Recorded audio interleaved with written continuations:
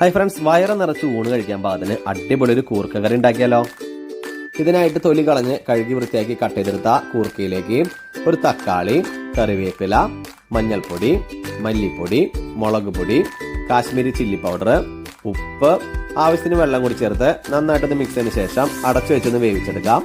കൂർക്ക വെന്ത് വരുന്ന സമയം കൊണ്ട് മിക്സിയുടെ ചെറിയ ജാറിലേക്ക് ചിരകിയെടുത്ത തേങ്ങ, ജീരകം, ചെറിയുള്ളി, ഒരു കഷ്ണം ഇഞ്ചി, ആവശ്യത്തിന് വെള്ളം കൂടി ചേർത്ത് നന്നായിട്ടൊന്ന് അരച്ചെടുക്കാം. കൂർക്ക വെന്ത് വന്നതിന് ശേഷം നമ്മൾ അരച്ചു വെച്ച തേങ്ങയുടെ അരപ്പൊന്ന് ഇതിലേക്ക് ചേർത്ത് നന്നായിട്ടൊന്ന് മിക്സ് ചെയ്തതിനു ശേഷം തല വരുന്ന സമയത്തൊന്ന് ഇറക്കി വെക്കാം.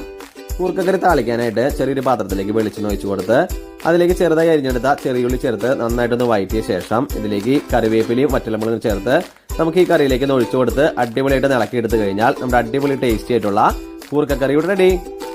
ഇതിന്റെ ഡീറ്റെയിൽ വീഡിയോ ഒക്കെ ആയിട്ട് ചാനൽ ഒന്ന് കയറി നോക്കാം. ഇഷ്ടപ്പെട്ട് കഴിഞ്ഞാൽ മറക്കാതെ സബ്സ്ക്രൈബ് ചെയ്യാം.